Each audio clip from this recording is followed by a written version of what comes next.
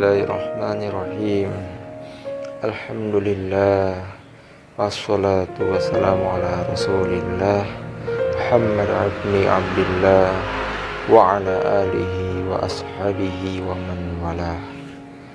Teman-teman sekalian dan bapak ibu yang saya hormati, Assalamualaikum warahmatullahi wabarakatuh. Alhamdulillahirabbil alamin. Kita masih diberikan rahmat taufik oleh Allah Subhanahu wa taala, sehingga kita diberikan kesempatan untuk menjadi tamu-tamu istimewa, untuk menyicipi jamuan-jamuan dan suguhan-suguhan ruhania di bulan yang penuh berkah dan diberkahi, bulan suci Ramadan. Jika seksama kita memahami puasa yang sedang kita jalankan saat ini, maka yang kita temui adalah kehati-hatian, kekhawatiran apakah puasa yang kita jalankan diterima atau tidak oleh Sang Khalik. Apakah kita hanya menghabiskan waktu dan energi berpuasa namun tak meraih apa-apa sedikit pun.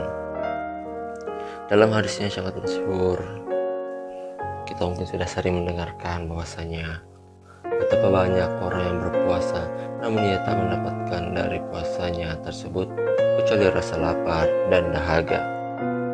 Hadis ini memberikan peringatan bahwa banyak sekali orang yang tidak mengenal maupun memahami apa sebenarnya inti dari puasa atau substansi dari puasa itu sendiri.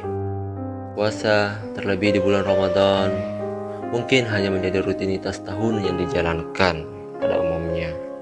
Dan sebagian mungkin ada yang ikut berpuasa tanpa memahami sesungguhnya apa sebenarnya, apa intinya, dan apa pengaruh puasa dalam diri dan untuk orang lain.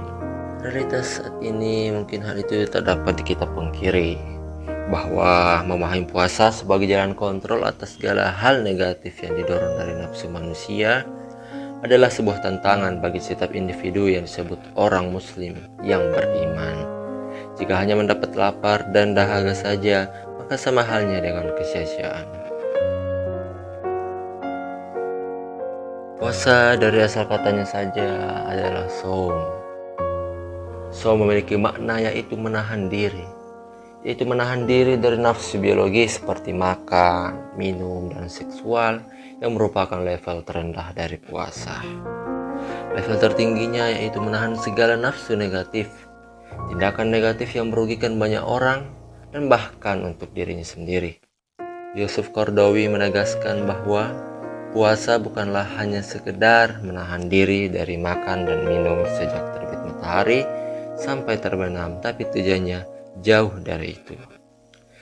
Tujuannya adalah mendidik jiwa, membiasakan manusia mengalahkan hawa nafsu dan mengendalikan kecenderungannya.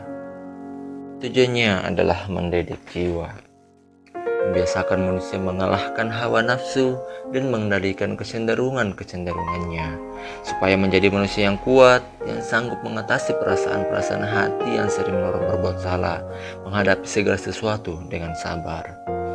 Artinya bahwa segala potensi-potensi keburukan yang datangnya dari dalam diri manusia, yaitu nafsu, akan dapat dibentengi dengan aktivitas puasa. Bahkan potensi kotornya hati, seperti dalam membicarakan orang lain, baik ghibah maupun fitnah, juga dapat dibentengi dengan sebetul-betulnya sekhusyuk-khusyuknya puasa. Selain daripada itu, puasa juga itu mampu memupuk kesadaran bahwa manusia itu memiliki iman.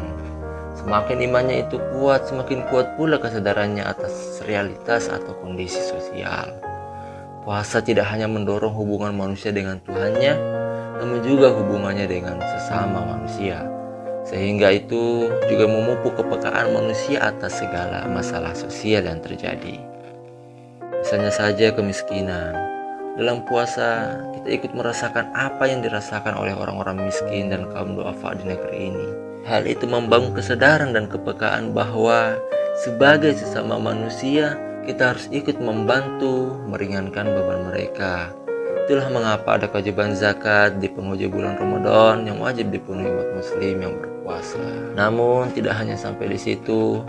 Nilai membantu di sini bukan hanya membantu di bulan Ramadan saja, Tapi jiwa sosial maupun kepekaan sosial itu harus terus dipupuk agar terus tumbuh di hari-hari manusia sebagai makhluk sosial.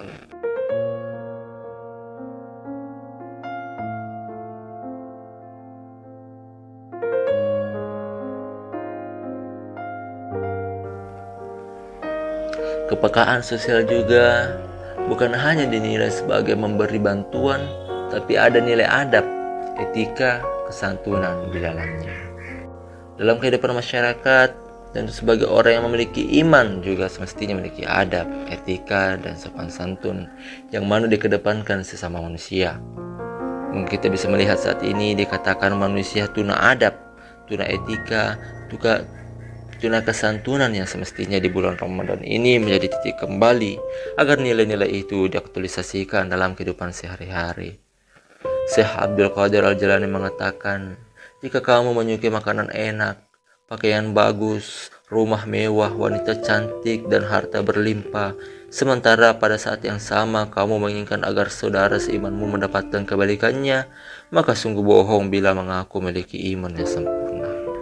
Mudah-mudahan kita menjadi orang yang mendapatkan rahmat, taufik, serta ridho dan maghfirah Allah Subhanahu wa Ta'ala, sehingga kita menjadi lulusan-lulusan ruhania, lulusan-lulusan Ramadan terbaik di sisi Allah Subhanahu wa Ta'ala. Al-afu minkum, syukurna ala husni ihtimamikum. Assalamualaikum warahmatullahi wabarakatuh.